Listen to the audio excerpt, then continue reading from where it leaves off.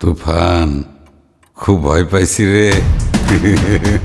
Facebook থেকে তুফান মুক্তির আগে যে পূর্বাভাস ছিল তাতে বক্স অফিসে যে ঝড় তুলবে, বাংলা সিনেমা ইতিহাসের যে সব রেকর্ড ভেঙে দিবে, এটা তো একবারে অবধারিতই ছিল। তারপরও সংশয় তো থেকেই যায়, কারণ এর আগেও শুধু বাংলাদেশে না, বাংলাদেশের বাইরেও বিভিন্ন দেশে মুক্তির আগে সিনেমাটা অনেক হাইপ তুললেও পরে আর সেটা টিকতে পারেনি। মুক্তির পর মানুষের কাছে ওই সিনেমার গল্প ভালো লাগেনি, নয়তো মেকিং ভালো লাগেনি, নয়তো যে কোনো কারণে ওই সিনেমাটা মুখ থুবড়ে পড়েছে, এটা বলা যায়। তার কারণেই তুফান নিয়েও একটু সংশয় তো ছিল।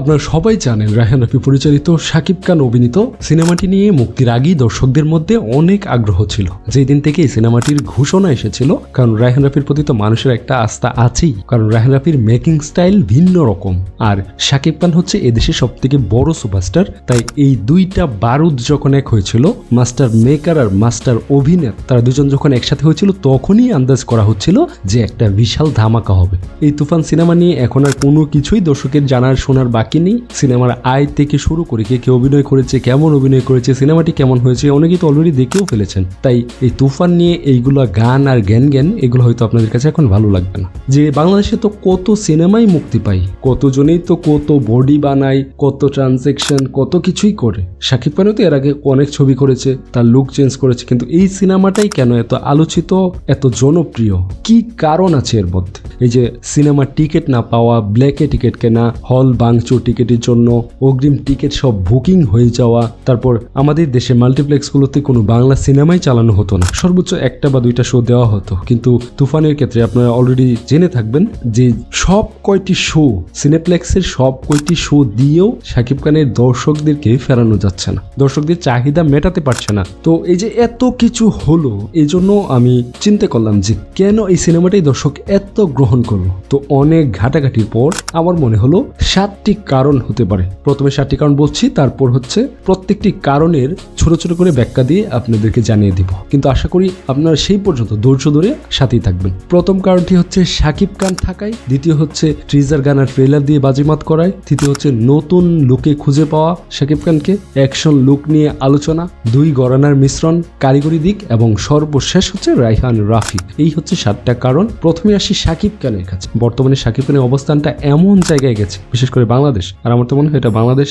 ছাড়িয়েও যেখানে বাংলা ভাষাভাষীর মানুষ আছে, শাকিব খানকে চেনেন না এরকম কোনো লোক খুঁজে পাওয়া যাবে না। যেমনটা ইন্ডিয়াতে হয়, সালমান খানের ছবিতে শুধু সালমান খানই থাকেন। সেই 2010 থেকে 15 সাল পর্যন্ত ঈদে সালমান খানের মুভি আসবে না এমনটা হয়নি। 4-5 বছর শুধু সালমান খানের মুভি এসেছে এবং সব কয়টা সিনেমাই হিট করেছে। কিন্তু সমালোচকদের বলতে শোনা গেছে সালমান খানের সিনেমায় এটা নেই, ওটা নেই, রোমান্টিকতা নেই, নাচ নেই, মানে সালমান খানদের দিয়ে হবে না। কিন্তু এর পরেও সালমান খানের সিনেমা কেন জানি হিট করে। আর এই এত সমালোচনার পরে সালমান খান আবার ভাইজান সিনেমাটা নিয়ে আসলো, আপনারা সবাই জানেন ভাইজানটাও সুপার হিট হলো। আর এই সব কিছু হয়েছে কিন্তু সালমান খানের ভক্তের জন্য।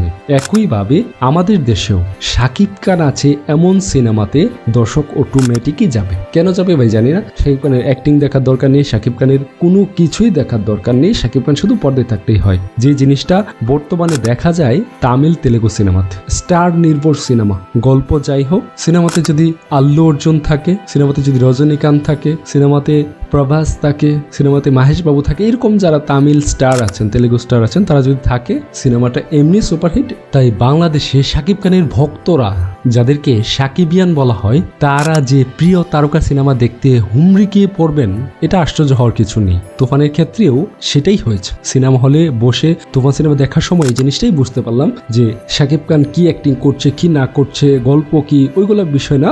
শাকিব খান যখন পর্দায় আসছে তখনই যে দর্শকের উল্লাস উচ্ছ্বাস, সেটা দেখেই বোঝা যাচ্ছে যে শাকিবিয়ানদের জন্য শাকিব খান পর্দা থাকাটাই জরুরি, আর অন্য কিছু চাই না। যাই হোক, এই তো গেল প্রথম কারণ। এখন দ্বিতীয় যে কারণটি আমার কাছে মনে হয়েছে সেটা হচ্ছে এই সিনেমার ট্রিজার গান ট্রেলারই বাজিমাত। ট্রিজার গান থেকে ট্রেলার, তুফানের প্রতিটি কন্টেন্ট নিয়ে সামাজিক যোগাযোগ মাধ্যম, ইউটিউব, ফেসবুকে যেভাবে আলোচনা হয়েছে, রিলস, টিকটক ভিডিও হয়েছে, সম্প্রতি আর কোনো ঢাকাই সিনেমার ক্ষেত্রে এতটা দেখা যায়নি। প্রথমে মুক্তি পায় তুফান সিনেমার ট্রিজার, এরপর একে একে 2টি গান লাগে উড়াদুরা, এবং তুফান এলোরে সর্বশেষ মুক্তির একদিন আগে পূর্ব ঘোষণা ছাড়াই আসে ট্রেলার। মানে তুফান সিনেমার একটা হাইপ তুলছে, এটা শেষ না হতে হতেই দর্শকরা যখন একটু ঝিমিয়ে যাচ্ছে তখন আরেকটা ধামাকা দিচ্ছে, তারপর দর্শক আবারও মেতে উঠছে, এরপর আবার যখন দর্শক একটু লো হয়ে যাচ্ছে ঝিমিয়ে পড়ছে তখন আবার নতুন একটা কিছু দিচ্ছে যার জন্য দর্শক আবার জেগে উঠছে। তো এটা বলতে পারেন যে ওই সিনেমার পরিচালক বলেন বা প্রযোজকদের বলেন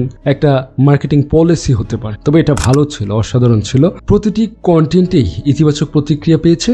দেশি দর্শকরা তো বটেই, ভারতীয় ইউটিউবাররাও এর জন্য সিনেমা ট্রেলার মেকিং মানে সবকিছুর জন্য ভূয়সী প্রশংসা করেছে। ট্রিজার গান আর ট্রেলার নিয়ে এসব আলোচনা সিনেমাটিকে ব্যাপক পরিচিতি দিয়েছে, যা সব ধরনের দর্শককে সিনেমার প্রতি আগ্রহী করতে বাধ্য করে তুলেছে যে আপনাকে সিনেমাটা দেখতেই হবে। তৃতীয় হচ্ছে নতুন শাকিবকে খুঁজে পাওয়া। ঢাকায় সিনেমার সবচেয়ে বড় তারকা ঠিক আছে, কিন্তু তার অভিনয় নিয়ে আরো উন্নতি করার সুযোগ আছে এমন কথা হরহামেশাই শোনা যেত, যে শাকিব খানের কান্না দেখলে হাসি পায়, তার অভিনয় দেখলে মানে এত বড় একজন স্টার, বাংলা সিনেমার প্রথম সারির নায়ক, এতদিন ধরে অ্যাক্টিং করে তারপরেও তার কোনো অ্যাক্টিং এর উন্নতি নেই। এই কথাগুলো তো সামাজিক মাধ্যমে বিভিন্নভাবে বিভিন্ন সময় ট্রল করা হয়েছে, কিন্তু শাকিব খানকে নিয়ে মোটা দাগে এমন আলোচনা তো ছিল। তুফানের নতুন শাকিব সবাইকে চমকে দিয়েছে নতুন অভিনয় দক্ষতা নিয়ে। অ্যাকশনের দৃশ্যগুলো তো আছেই, সেই সাথে আবেগ দৃশ্যগুলোতেও তার অভিনয় ছিল শরীর ভাষায় তারিফ করার মতো। অসাধারণ অভিনয় করেছে, দর্শকরাও সেটি খুব ভালোভাবে পছন্দ করেছেন। সিনেমায় শাকিব খানকে বিভিন্ন চরিত্রে অভিনয় করতে দেখা যায়, ওইসব বৈচিত্র্যময় দৃশ্যে তার যে পারফরমেন্স ছিল চমকে দেওয়ার মতো, যেটা দর্শকরা এর আগে কখনো ভাবেও নি যে শাকিব খান এইরকম অভিনয় করতে পারে। সিনেমার কয়েকটি দৃশ্য ছিল এমন যে যেখানে সংলাপ ছিল না, সেসব দৃশ্য শাকিব খানের বডি ল্যাঙ্গুয়েজ, সে মুখে কথা না বললেও তার বডি যে কথা বলেছে সেটা ছিল অসাধারণ। এই যে এই দৃশ্যগুলো শাকিব খানকে নতুনভাবে আবিষ্কার করা, এইগুলো দর্শককে খুবই হলে টানতে বাধ্য করেছে, জনপ্রিয় হতে, আলোচনায় আসতে বাধ্য করেছে। তারপর হচ্ছে অ্যাকশন লুক নিয়ে আলোচনা। শাকিব খানকে এই সিনেমায় যেভাবে দেখা গেছে, আগে খুব কম পরিচালকই পর্দায় তাকে এভাবে হাজির করতে পেরেছে, এটা বাই সবাই এক বাক্যে মেনে নিয়েছে। শাকিব খানকে প্রপার ইউজ করতে পারে না এরকম কথা এর আগে বহুত শোনা গেছে, এবং রায়হান রাফি এটা প্রমাণ করে দিয়েছে। ক্যারিয়ারের অন্যতম চ্যালেঞ্জিং চরিত্র পেয়ে নিজেকে উজাড় করে দিয়েছেন শাকিব খান। যারা দেখেছেন, যারা জানেন তুফানে শাকিব খানের লুকের বৈচিত্র্য কতটা গুরুত্বপূর্ণ ছিল,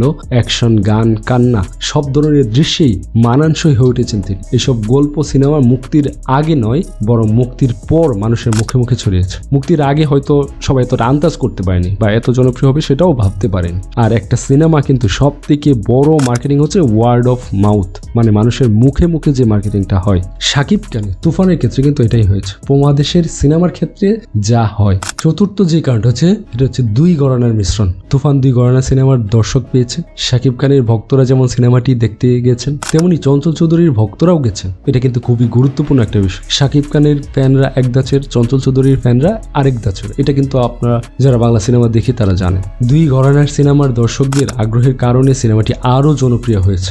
নাবিলা বলেন, শাকিব খান 25 বছর ধরে সিনেমা করছে, তার একটা আলাদা দর্শক শ্রেণী আছে। অন্যদিকে আয়নাবাজির সাফল্যের পর এই ঘরানার একটি আলাদা দর্শক তৈরি হয়েছে, যারা হয়তো চঞ্চল চৌধুরীর কাজ দেখতে হলে আসতে চান।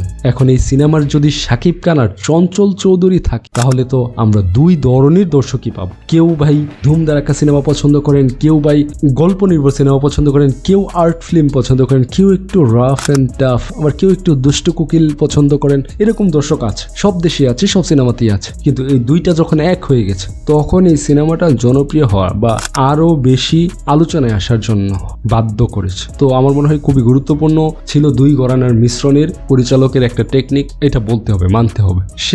সেই সাথে 6 নাম্বার যে দিকটা ছিল তুফান সিনেমা নিয়ে এত আলোচনা আর এত জনপ্রিয় হওয়ার পিছনে, সেটা হচ্ছে কারিগরি দিক। একটা সিনেমা আপনি যেভাবে খুশি সেভাবে বানিয়ে দিবেন, আর রহিমের ভাই করিমকে দিয়ে এসে সিনেমাটোগ্রাফি এটা সেটা সিনেমা বানিয়ে ফেলবেন, তাহলে তো সেটা জনপ্রিয় হবে না আর আলোচনায় আসবে না। তুফান নির্মাণ হয়েছে 90 দশকের প্রেক্ষাপটে, এটা আপনারা সবাই জানেন অলরেডি। তখন একটা গ্যাংস্টারের কিছু গল্প নিয়ে আবার গল্পটাকে গুছিয়ে টুছিয়ে একটু মশলা টশলা দিয়ে সাজানো হয়েছে। যাই হোক, সিনেমার গল্পে যাব না, কারণ ওইটা আপনারা অলরেডি শুনে শুনে বোরিং হয়ে গেছেন। যেহেতু 90 দশকের প্রেক্ষাপটে সিনেমাটি তৈরি হয়েছে, এটা কিন্তু একটা বিশাল বড় চ্যালেঞ্জিং ছিল যে এই সিনেমাটার প্লট, বা একটা আবহ তৈরি করা। ফলে সিনেমাটির কস্টিউম, সেট, লুক খুবই গুরুত্বপূর্ণ ছিল। নাহলে এটা নিয়ে কিন্তু প্রচুর সমালোচনা হতো। ডিরেক্টরকে ধুয়ে দিত, সাকিবকে বা ওই প্রযোজকদেরকে ধুয়ে দিত। মুক্তির পর সেই সবই কিন্তু উতরে গেছেন। কে উতরে গেছেন? ডিরেক্টর। সিনেমাটিতে যেসব 90 দশকের বাংলাদেশকে তুলে ধরা হয়েছে সেটার প্রশংসা করেছেন সাধারণ দর্শকরাও। একই সঙ্গে প্রশংসিত হয়েছেন তাহসিন রহমানের সিনেমাটোগ্রাফি। মানে সিনেমাটোগ্রাফি হচ্ছে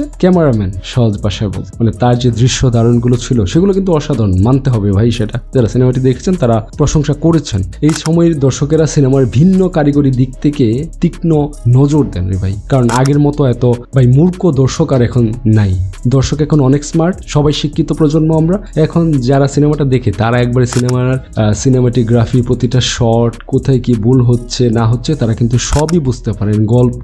এই জন্য ভাই আগের মতো আগের দিনের ভাই সোহানুর রহমান সোহান, এরপরে আর কি বলে আরেকজন যে আলোচিত ডিরেক্টর আছে দেলোয়ার জাহান জন্টু, এদের মতো যে ভাই ওজি বজি বানিয়ে ভাই একটা বুঝ দিয়ে দেবেন এরকম দর্শক কিন্তু এখন আর নাই। আর এদের হাতে সিনেমা ইন্ডাস্ট্রিটা ছিল বলেই কিন্তু এই বাংলা সিনেমার আজ এই অবস্থা। তাই নতুন প্রজন্মের হাতে এসে আর শাকিব খানের মতো স্টারকে প্রপার ব্যবহার না করতে পারে কিন্তু এটা একটা কারণ ছিল। তাই আমি বলবো যে কারিগরি দিক ছিল এই সিনেমাটি জনপ্রিয় হওয়ার পেছনে আরেকটি গুরুত্বপূর্ণ কারণ। সেই সাথে সর্বশেষ সপ্তম, যাকে ছাড়া এই সব কিছু সম্ভব হতো না। শাকিব খানকে দিয়ে তুফান বানানো, কারিগরি দিক, এরকম ফ্রিজার, ট্রেলার, শাকিব খানের নতুন লুক, অ্যাকশন ফাইট বা পিছনে যে 6টা দিক বললাম এগুলো কোনো কিছুই সম্ভব হতো না যদি মাস্টার মেকার রায়হান রাফি না থাকতো। ভাই আমি শাকিব খানের ফ্যান ছিলাম না, কিন্তু এই তুফানের পর থেকে হয়েছে তার অ্যাক্টিং দেখে। কিন্তু রায়হান রাফির ফ্যান ভাই আমি অনেক আগে থেকে। তার যে পোড়ামন 2 বলেন, পরাণ বলেন, দামাল বলেন, খাঁচার ভেতর অচিন পাখি, এছাড়াও কিছু ওয়েব সিরিজ আছে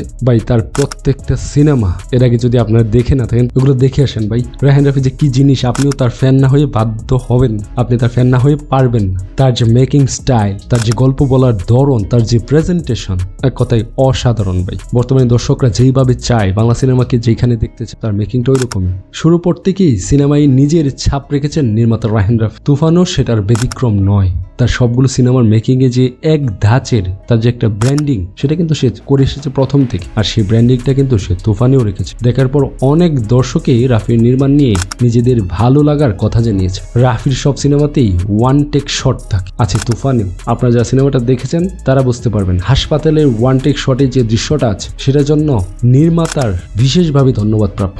এরকম শট, তাও আবার এরকম অ্যাকশন শট, এত বড় শট ওয়ান টেক, এটা কিন্তু ভাই যে কেউ নিতে পারবে না। এটার জন্য ভাই ধন্যবাদ প্রাপ্য রায়হান রাফি। তুফানের সবচেয়ে বড় আকর্ষণ ছিল নিঃসন্দেহে শাকিব খান।